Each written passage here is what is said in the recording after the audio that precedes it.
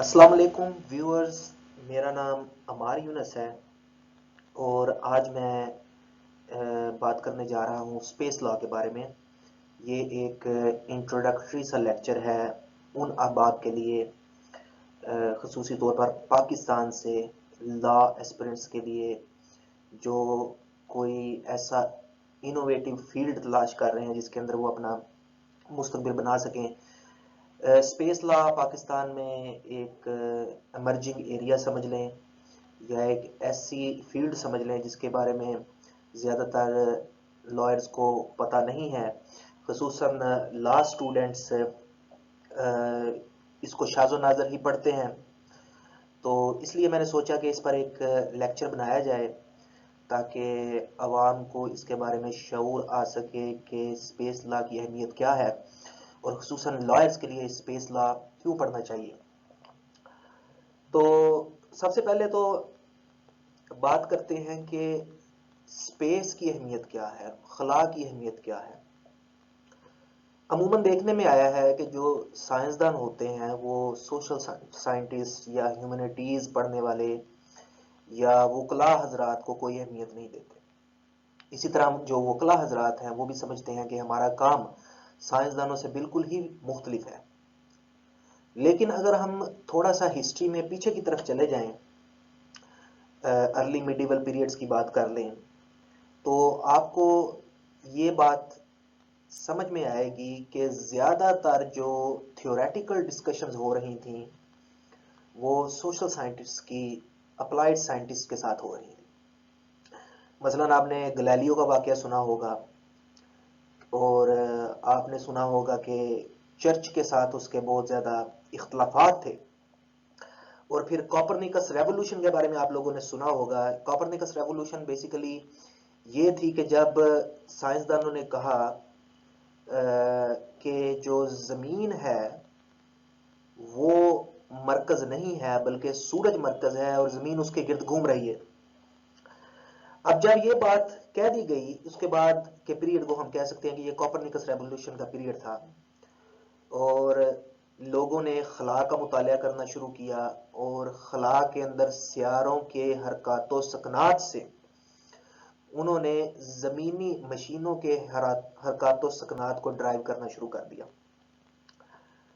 और उसके बाद आप देखें कि जब न्यूटन का दौर आया और न्यूटन के लॉज ऑफ मोशन वगैरह जब आए, तो उसके बाद के पीरियड को इंडस्ट्रियल रेवोल्यूशन कहा जाता है। यानी कि उन लॉज ऑफ मोशन की बेस के ऊपर इंडस्ट्रियल रेवोल्यूशन हुई और हमारी मशीनें चलना शुरू हुई और इंसान ने तरक्की करना शुरू की और हमारा फाइनेंशियल सिस्टम तरक्की की राहों पर गामजन हुआ।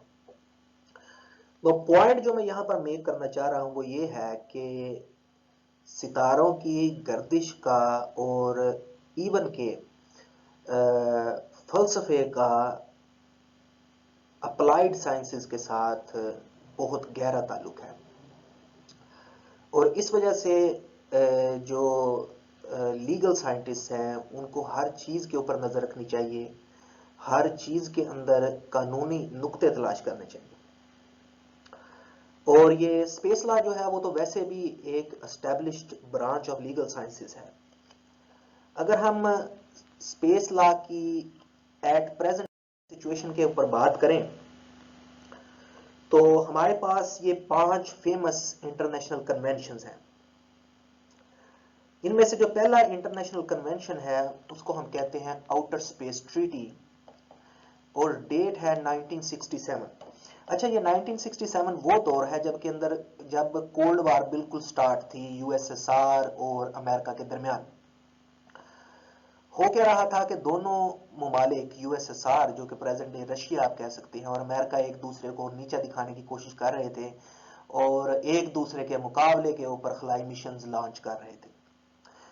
उसी जमाने में लीगल साइंटिस्ट ने ही सोचा कि जब ये खला के अंदर रेस स्टार्ट हो चुकी है तो इसको कंट्रोल भी करना चाहिए और रेगुलेशंस बनाने चाहिए किसी तरह के। और जो पहला आप कह लें कि रेगुलेशन बना उसको आउटर स्पेस ट्रीटी कहते हैं। और अगर हम इस पीरियड की बात करें 1967 की, तो आप कह सकते हैं कि बैनुल अक़वामी कानून के अंदर जो सबसे पहली ट्रीटीज बनी, वो ट्रीटीज स्पेस लॉ से मुतल्लिक़ ट्रीटीज थी। और अगर हम उसके बाद की ट्रीटीज की बात करें, लेटेस्ट की बात कर लें, ये मून ट्रीटी जो कि एक रीसेंट ट्रीटी है, पाकिस्तान ने भी इसको साइन किया हुआ है, कि जब लोगों ने मून को एक्सप्लोर करना शुरू किया, मून के बारे में ये हर मुल्क की ख्वाहिश है कि हम अपना मिशन मून के ऊपर भेजें, तो उसके बारे में भी लीगल साइंटिस्ट को रिजर्वेशन हुई और उन्होंने फिर ये मून एग्रीमेंट जो है वो प्रपोज किया, जिस पे मुख्तलिफ ममालिक ने अब साइन किए हैं। बहुत ज़्यादा ममालिक नहीं है, लेकिन कुछ ममालिक ने इसके ऊपर साइन किए हैं। तो यहाँ से ये नुक्ता अखज़ किया जा सकता है कि अगर हम कानून बैनुल अक़वामी या इंटरनेशनल लॉ की एवोल्यूशन की बात करें, तो उसके अंदर जो सबसे पहली ट्रीटीज लिखी गई हैं वो स्पेस लॉ से मुतल्लिक़ है, जिससे स्पेस लॉ की अहमियत और भी वाज़ेह हो जाती है, ख़ुसूसन उन वकला के लिए जो इंटरनेशनल लॉ के अंदर अपना कैरियर बनाना चाहते हैं।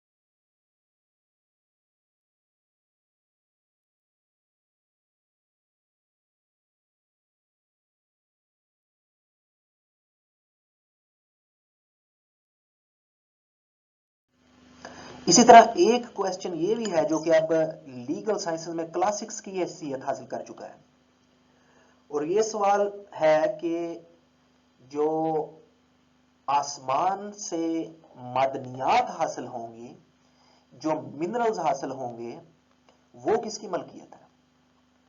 जिस तरह जमीन के अंदर खुदाई चल रही है और मुख्तलिफ किस्म की मादनियात हासिल की जाती हैं, इसी तरह मुख्तलिफ ममालिक ने मुख्तलिफ सियारों और दूसरी सेलेस्टियल बॉडीज के ऊपर अपने मिशंस भेजे हुए हैं, बल्कि कुछ मिशंस वापस भी आ चुके हैं सैंपल्स लेकर। इसी तरह आपको पता होगा मीटेराइट्स हैं या शहाबे साकिब हैं जो कि आसमान से गिरते हैं, वो भी काफी कीमती होते हैं, और अगर किसी को कोई शहाबे साकिब मिल जाए तो वो उससे हजारों डॉलर कमा सकता है। अब मुख्तलिफ ममालिक की इसके बारे में मुख्तलिफ रेगुलेशंस हैं कि मसलन कि आपको शहाबे साकिब मिला है, आया कि वो आपकी मलकियत है या आपको वो किसी इदारे में जाके जमा करवाना पड़ेगा। मुख्तलिफ ममालिक ने इसके बारे में मुख्तलिफ कानून बनाए हुए हैं, मसलन के बाज मुल्कों के अंदर अगर आपको कोई ऐसी चीज मिले तो वो आपकी मलकियत है। बाज ममालिक कहते हैं कि आपको अगर शहाबे साकिब मिले तो वो बहुत बड़ा हो तो आपको हुकूमत से राब्ता करना चाहिए, उसका कुछ पोर्शन आपका होगा, बाकी पोर्शन हुकूमत का होगा। इसी तरह अगर आपकी जमीन अपनी खुद की थी, उस पर आपको कोई चीज मिली है तो वो उसी तरह आपकी मलकियत है जिस तरह आपकी जमीन के अंदर से कोई और मादनियात निकल आती हैं।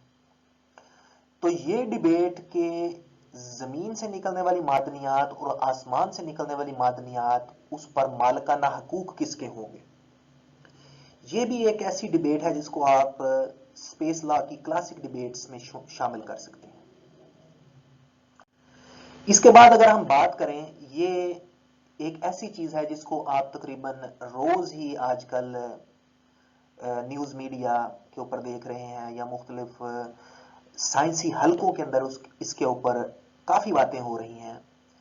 वो ये है कि जो खला है उसके अंदर मुख्तलिफ ममालिक अपनी डोमिनेंस शो कर रहे हैं। मुख्तलिफ ममालिक खला के अंदर अपनी हाकमियत और अपना असर और रसूख कायम करना चाहते हैं। और ये कोई ऐसी चीज नहीं है जो कि पिछले 1-2 सालों के अंदर देखने में आई है, बल्कि अगर आप अर्ली 90s की बात करें, आप अगर ऑपरेशन डेजर्ट स्टॉर्म की बात करें, अर्ली 90s में जब अफगान वार चल रही थी, तो उस वक्त सैटेलाइट कम्युनिकेशन का काफी एक्सटेंसिवली इस्तेमाल किया गया। और रिसेंटली आप ये सब जानते हैं कि रिसेंटली कोई भी जंग सैटेलाइट के बगैर नहीं लड़ी जा सकती। अच्छा, कुछ ऐसे सैटेलाइट्स हैं जो कि पीसफुल पर्पसेस के लिए इस्तेमाल होते हैं, कुछ ऐसे सैटेलाइट्स हैं जो प्योरली मिलिट्री पर्पसेस के लिए इस्तेमाल हो रहे हैं। इसी तरह अगर वेपन सिस्टम्स की बात करें तो हमारे पास बहुत से हथियार हैं, जमीन से खला में मार करने वाले, खला से जमीन पर, और इसी तरह एंटी सैटेलाइट सिस्टम्स भी आ चुके हैं। तो इसके कंक्लूजन में आप ये कह सकते हैं कि मुख्तलिफ ममालिक ने खला को अपनी चौथी टेरिटरी डिक्लेयर कर दिया हुआ है। मसलन कि हमारे पास पानी है, हमारे पास हवा है, हमारे पास जमीन है। ये तीन किस्म की टेरिटरियां तो हमारे पास थी, लेकिन मुख्तलिफ ममालिक अब फॉर्मली खला में भी अपना असर और रसूख कायम करना चाहते हैं और उन्होंने फॉर्मली इस चीज को एक टेरिटरी डिक्लेयर कर दिया है। अगर हम स्पेस लॉ की कुछ कंटेम्पररी डिस्कशंस की बात करें कि आजकल स्पेस लॉ के अंदर क्या हो रहा है, तो उसमें एक मिसाल 5G इंटरनेट की भी है। 5G इंटरनेट हम सब जानते हैं कि ये एक हाई स्पीड इंटरनेट है, और अगर इस तस्वीर की तरफ आप देखें तो ये एक स्केच बनाया गया है कि किस तरह 5G टेक्नोलॉजी जो है वो आपको हाई स्पीड इंटरनेट देगी। तो बेसिकली ये एक आप कह लें कि एक सैटेलाइट है जिसके थ्रू जमीन पर high speed internet 5G internet provide किया जाएगा। लो ऑर्बिट सैटेलाइट्स जो है वो आपके खला के अंदर गर्दिश करेंगी, जो कि आपको high speed 5G internet provide करेंगी। अब मुख्तलिफ ममालिक जिनके पास इस तरह की सैटेलाइट्स हैं, जाहिर बात है कि छोटे मुल्क उनसे 5G इंटरनेट खरीदेंगे। अब ये जो सैटेलाइट है ये आपकी खला के ऊपर से अगर गुजर रही है, आपके मुल्क के ऊपर से खला में से गुजर रही है और आपको 5G प्रोवाइड कर रही है, हो सकता है कि वो जासूसी भी कर रही हो सकता है ये सैटेलाइट किसी और तरह की एस्पेनाज में इन्वॉल्व हो। तो इन सैटेलाइट्स का मकसद सिर्फ हाई स्पीड इंटरनेट प्रोवाइड करना नहीं, बल्कि इनका मकसद जासूसी करना भी हो सकता है। तो यहां से एक कानूनी नुक्ता निकलता है, वो ये है कि आया कि हम हाई स्पीड इंटरनेट लेने के लिए तैयार हैं इस कीमत पर कि हम अपनी प्राइवेसी पे कंप्रोमाइज कर जाएं। क्या आप ये बर्दाश्त कर लेते हैं कि आपको हाई स्पीड इंटरनेट दिया जाए और आपकी जासूसी भी की जाए? क्या इस तरह की सैटेलाइट से आपका पर्सनल डाटा प्रोटेक्ट होगा? क्या इस तरह की सैटेलाइट से आपकी प्राइवेसी डिस्टर्ब नहीं होगी? तो ये क्वेश्चंस जो हैं ये प्योरली कानूनी नेचर के हैं। अच्छा, स्पेस लॉ एक और वजह से काफी अहमियत का हामिल होता जा रहा है। उसकी वजह यह है कि जितने भी बड़े टेक जॉइंट्स हैं उन्होंने स्पेस लॉ के अंदर इन्वेस्ट करना शुरू कर दिया।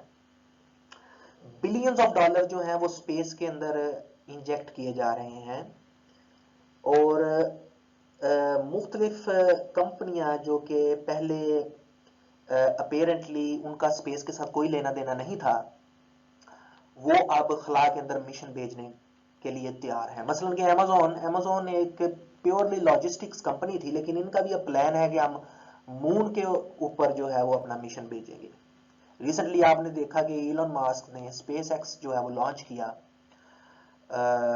और इसका मकसद क्या था कि वो आपको हाई स्पीड इंटरनेट देना चाह रहा है।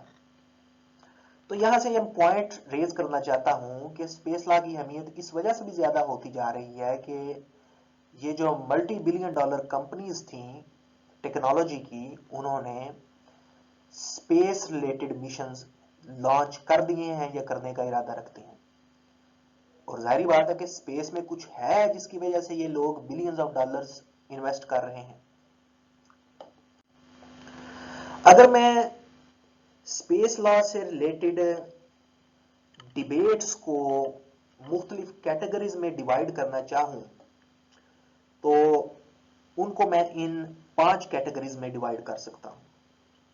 या अगर आप मुझसे ये पूछें कि आजकल स्पेस लॉ के एक्सपर्ट्स किन चीजों पर गुफ्तगू कर रहे हैं, तो मेरा कहना यह होगा कि वो इन 5 चीजों के ऊपर गुफ्तगू कर रहे हैं, जिनमें से पहली चीज है sustainable development of space activities and space protection, environment protection.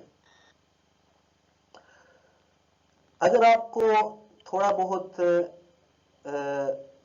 Atomic bumps या न्यूक्लियर रेस की हिस्ट्री के बारे में इल्म हो, तो आपको यह भी पता होगा कि सबसे पहले कुछ एटॉमिक बम्स के जो एक्सपेरिमेंट किए गए वो खला के अंदर किए गए, और उस वक्त से हमने खला को पलूट करना शुरू कर दिया, उसमें आलूदगी फैलाना शुरू कर दी। और सिर्फ scientific experiments, nuclear scientific experiments ही नहीं हो रहे खला के अंदर, और भी बहुत से एक्सपेरिमेंट्स खला के अंदर चल रहे हैं। इवन के बाज मुल्क सोच रहे हैं कि हम अपना जो कूड़ा करकट और कचरा है वो भी किसी तरह खला के अंदर डंप कर दें। अच्छा, इसको लेते हुए बहुत से एनवायरमेंटल लीगल साइंटिस्ट जो हैं, ऐसे वकला जो एनवायरमेंटल प्रोटेक्शन के ऊपर काम कर रहे हैं, उन्होंने अपनी रिजर्वेशंस रखी हैं और उनके मुताबिक हमें खला को आलूदा नहीं करना चाहिए। इसी तरह दूसरी कैटेगरी की अगर मैं बात करूं कि innovation management and right abuse की, तो ये भी एक ऐसी कैटेगरी है जिसमें बहुत ज्यादा काम हो रहा है। इनोवेशन मैनेजमेंट से मुराद ये कि जब कोई नई इनोवेशन होती है स्पेस से रिलेटेड, तो उसके बारे में रूल्स एंड रेगुलेशन बनाने बहुत जरूरी है। मतलब कि मैंने 5G की एग्जांपल दी कि 5G आप सिर्फ इंटरनेट के हसूल के लिए सैटेलाइट नहीं भेजते, बल्कि उसके बहुत से दूसरे मकासद हो सकते हैं। और अगर कोई मुल्क किसी दूसरे मुल्क से 5G टेक्नोलॉजी खरीद रहा है और वो उसकी जो 5G टेक्नोलॉजी है वो स्पेस के जरिए फराम की जा रही है, इन लोअर ऑर्बिट सैटेलाइट के जरिए फराम की जा रही है, तो वो छोटा मुल्क डेफिनेटली डिमांड करेगा कि उसके कवानीन का तहफ़्फ़ुज़ किया जाए, उसके राइट्स जैसे डाटा प्रोटेक्शन है या प्राइवेसी है उसका तहफ़्फ़ुज़ किया जाए, कि वो मुल्क जो उसको 5G इंटरनेट प्रोवाइड कर रहा है वो सिर्फ उसको इंटरनेट ही दे, उसकी जासूसी ना करे। और ये उसी वक्त मुमकिन होगा जब इसके बारे में नए कवानीन बनाए जाएंगे। जो तीसरी कैटेगरी है जिसका नाम है स्पेस टूरिज्म, या कमर्शियल प्रोजेक्ट्स के लिए स्पेस का इस्तेमाल, या स्पेस के अंदर आप ट्रैफिक भेज रहे हैं, या स्पेस आजकल मुख्तलिफ कंपनियां इस पर काम कर रही हैं कि हम स्पेस के अंदर जो है वो लोगों को भेजेंगे सैर तफरी के लिए। तो जाहिर बात है कि इस चीज को कंट्रोल करना पड़ेगा और लॉयर्स ही इस चीज को कंट्रोल करेंगे। इसकी एक और कंटेम्पररी मिसाल है ऑटोनोमस ऑटोमोबाइल्स की, कि बगैर ड्राइवर के गाड़ियों के ऊपर रिसर्च हो रही है कि गाड़ियां ऐसी बना दी जाएंगी कि वो बगैर ड्राइवर के चलेंगी। तो अगर वो ड्राइवर के बगैर चलने वाली गाड़ी कोई एक्सीडेंट कर देती है तो उसकी लाइबिलिटी किसके ऊपर होगी? उस गाड़ी के मालिक के ऊपर होगी, या जो उसमें सफर कर रहा है उसके ऊपर होगी, या जो कंपनी है जिसने बनाई है उसके ऊपर उसकी लाइबिलिटी आएगी। किसके ऊपर इसकी लायबिलिटी आएगी। और इसी तरह अगर आप स्पेस के अंदर कोई चीज इस तरह की भेज रहे हैं स्पेस टूरिज्म के पर्पसेस के लिए, और स्पेस के अंदर कोई क्रिमिनल एक्टिविटीज हो जाती है, तो उसकी लायबिलिटी किसके ऊपर आएगी। इसलिए जरूरी है कि इसके बारे में भी कवानीन बनाए जाएं। और चौथी कैटेगरी जो है वो है प्लैनेटरी प्रोटेक्शन या टेरिटोरियल इश्यूज इन स्पेस या ऑनरशिप क्लेम्स। ये वो चीज है जो मैंने आपको पहले बता दी हुई है कि किस तरह मुख्तलिफ ममालिक मुख्तलिफ सेलेस्टियल बॉडीज के ऊपर अपने क्लेम कर रहे हैं, या मुख्तलिफ ममालिक जो है वो चांद और मार्स के मुख्तलिफ पोर्शंस के ऊपर अपना असर और रसूख कायम करने की कोशिश कर रहे हैं। और सबसे अहम कैटेगरी जो है वो है कि हमें जो पहले से मौजूद मुल्की खलाई कवानीन या बैनुल अक़वामी खलाई कवानीन है उनको रिव्यू करना पड़ेगा, उनमें जो गलतियां हैं उनको दुरुस्त करना पड़ेगा, और कुछ गलतियों की निशानदही मैं भी आपके सामने करूंगा। मसलन अगर आप मिसाल लें, जो पहली स्पेस ट्रीटी थी उसके अंदर ये लिखा हुआ है कि खला को पीसफुल पर्पसेस के लिए, पुरअमन मकासद के लिए इस्तेमाल किया जाएगा। अच्छा, पुरअमन मकासद के लिए इस्तेमाल तो किया जाएगा, लेकिन पुरअमन की कोई तारीफ नहीं दी गई, कोई ऐसी एक्सक्लूसिव डेफिनेशन नहीं है पुरअमन की। मसलन कि एक मुल्क जो है वो कहता है कि मैंने अपनी सैटेलाइट लॉन्च की है जिसको मैं पुरअमन मकसद के लिए इस्तेमाल करूंगा, लेकिन वो मुल्क उस सैटेलाइट के जरिए किसी दूसरे मुल्क की जासूसी कर सकता है। वो जासूसी उस मुल्क के लिए जिसकी सैटेलाइट है उसके लिए तो पुरअमन मकसद ही है, लेकिन वो दूसरा मुल्क जिसकी जासूसी की जा रही है वो इसको एक अग्रेसिव एक्शन तस्वर करेगा। इसलिए हमें पीसफुल को दोबारा से डिफाइन करना पड़ेगा कि पीसफुल की लिमिटेशंस क्या है, या उसका थ्रेशहोल्ड क्या है, या पीसफुल किन चीजों के ऊपर लागू होता है, पुरअमन से हमारी क्या मुराद है, इसको एक्सप्लेन करना पड़ेगा। इसी तरह अगर मैं मिसाल दूं कि एक सैटेलाइट है वो स्पेस के अंदर क्रैश हो जाती है और उसके जो जंक्स हैं, उसके स्मॉल पीसेस जो हैं वो दूसरी सैटेलाइट्स को हिट करते हैं या किसी एरोप्लेन को हिट करते हैं, तो उसकी लायबिलिटी किसके ऊपर आएगी। अच्छा, वो सैटेलाइट जो लॉन्च हुई हुई थी वो तो पीसफुल मकसद के लिए थी, लेकिन खला में जाके वो बर्स्ट हो जाती है या वो डिस्ट्रॉय हो जाती है किसी भी इंसानी गलती की वजह से या गैर इंसानी गलती की वजह से, तो उसकी लायबिलिटी किसके ऊपर आएगी। तो ये चीजें कुछ ऐसी हैं जिन पर कानून साजी की जरूरत है। और इसी तरह हमें स्पेस एक्टिविटीज, स्पेस ऑब्जेक्ट्स, क्योंकि बहुत ज्यादा स्पेस ऑब्जेक्ट्स आ चुके हैं अब, और कमर्शियल स्पेस एक्टिविटीज यानी कि कारोबारी मकासद के लिए खला का इस्तेमाल, इन चीजों को डिफाइन करना पड़ेगा कि इनसे हमारी मुराद क्या है। अगर हम बैनुल अक़वामी कानून की बात करें तो जो ट्रीटीज मैंने शुरू में बयान की, उन बैनुल अक़वामी मुआहिदों का इतलाक सिर्फ रियासतों पर होता है, और उनका इतलाक शाज़ो नाज़र ही अफराद पर होता है। अब जो स्पेस एक्टिविटीज हैं वो सिर्फ स्टेट्स ही नहीं कर रही बल्कि इंडिविजुअल्स भी कर रही हैं। जैसे मैंने आपको मिसाल दी कि इलॉन मस्क ने रिसेंटली स्पेस एक्स लॉन्च किया और वो 60 स्मॉलर सैटेलाइट्स उन्होंने इजेक्ट कर दी हैं उस मिशन से, जो कि 5G प्रोवाइड करेंगे हमारे प्लेनेट को। अब उस पर बैनुल अक़वामी कानून का इतलाक करना बहुत मुश्किल है क्योंकि वो एक प्राइवेट एंटाइटी है। इसलिए इस चीज की भी जरूरत है कि जिस तरह हमने मुख्तलिफ ममालिक के लिए बैनुल अक़वामी खलाई कवानीन बनाए हैं, इसलिए इसी तरह हमें इंडिविजुअल्स के लिए और बिजनेस एंटाइटीज के लिए भी खलाई कवानीन बनाने पड़ेंगे। इसी तरह अगर हम बात करें कि इस वक्त बैनुल अक़वामी लेवल पर कौन इन कवानीन को प्रोपोगेट कर रहा है या इनकी प्रोग्रेशन अगर हो रही है तो किस इदारे के थ्रू हो रही है, तो उसका नाम है United Nation Office for Outer Space Affair. अक़वाम मुत्तहिदा का ज़ेली इदारा है जिसके जरिए स्पेस रिलेटेड एक्टिविटीज मॉनिटर की जा रही हैं और उस पर कुछ हद तक कानून साजी भी होती है बैनुल अक़वामी लेवल पर।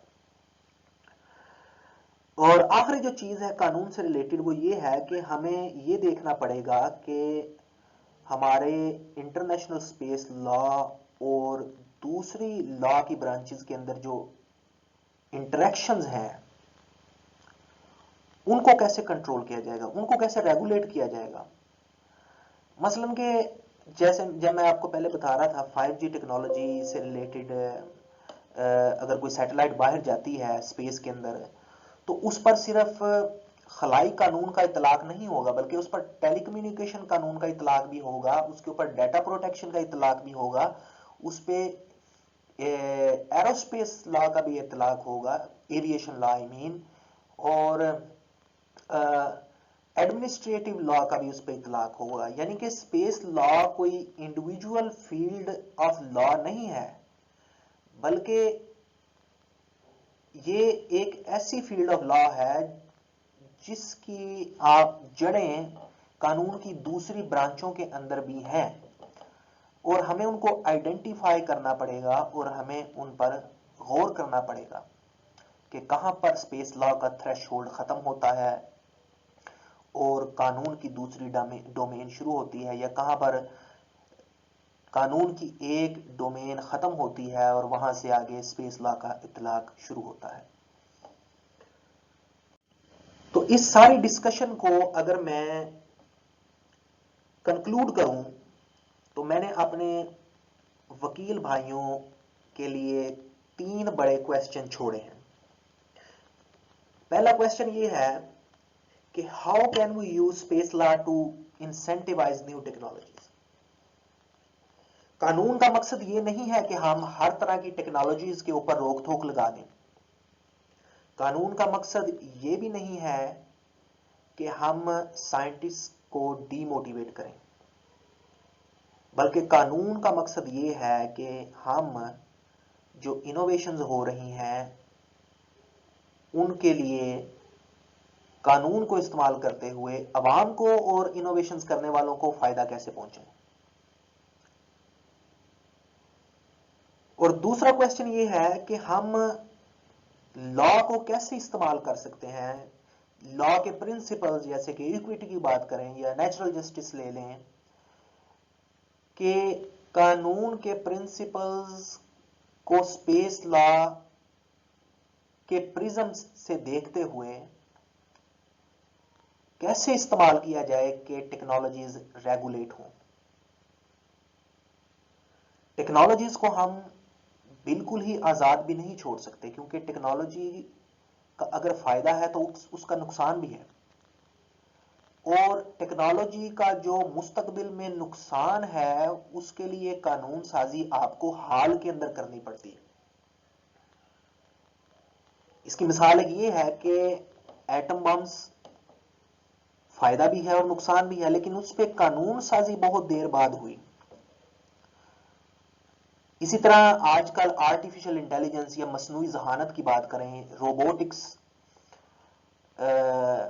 मशीन्स हैं जो कि कॉन्शियस मशीन्स हैं, कॉन्शियस रोबोटिक्स की अगर बात करें तो उन पर कानून साजी के बारे में बहुत सी गुफ्तगू हो रही है कि हम जो मुस्तकबिल में अगर ये रोबोट किसी का नुकसान करेगा तो उसके बारे में हमें कानून साजी आज करनी पड़ेगी। तो दूसरा क्वेश्चन ये हुआ कि हम कानून को इस्तेमाल करते हुए स्पेस की टेक्नोलॉजीज को कैसे रेगुलेट कर सकते हैं। और तीसरा क्वेश्चन ये है कि हम टेक्नोलॉजीज को इस्तेमाल करते हुए कानून को कैसे फरोग दे सकते हैं।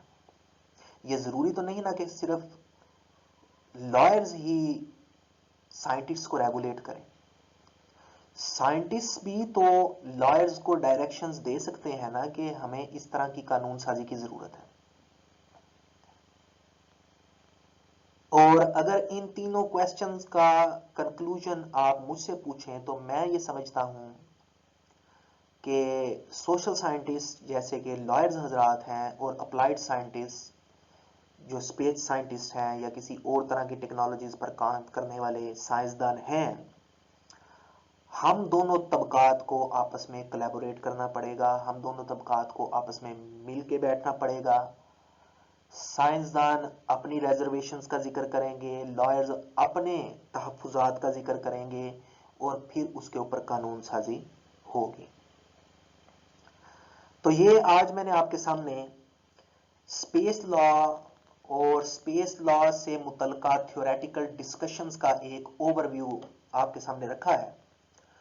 और उर्दू में प्रेजेंटेशन देने का मकसद ये था कि जो मेरे दोस्त हैं इंडिया से, पाकिस्तान से, बांग्लादेश से या उर्दू और हिंदी स्पीकिंग कंट्रीज से, हमारा अलमिया ये है कि इन्हीं मुमालिक के अंदर स्पेस लॉ पर ज़्यादा काम नहीं हो रहा।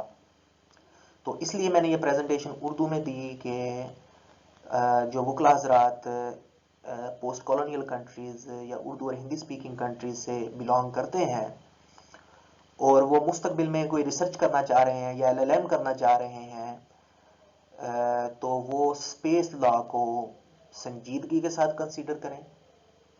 ये एक बहुत ही फ़ायदेमंद और इमर्जिंग एरिया है लॉ का, और इसमें रिसर्च की भी हमें ज़रूरत है। तो बहुत शुक्रिया आपकी अटेंशन का। मैं किसी नए टॉपिक के साथ, लॉ की किसी नई फील्ड के बारे में इंट्रोडक्शन के साथ आपकी खिदमत में फिर हाजिर होऊंगा। टेक केयर और खुदा हाफिज़।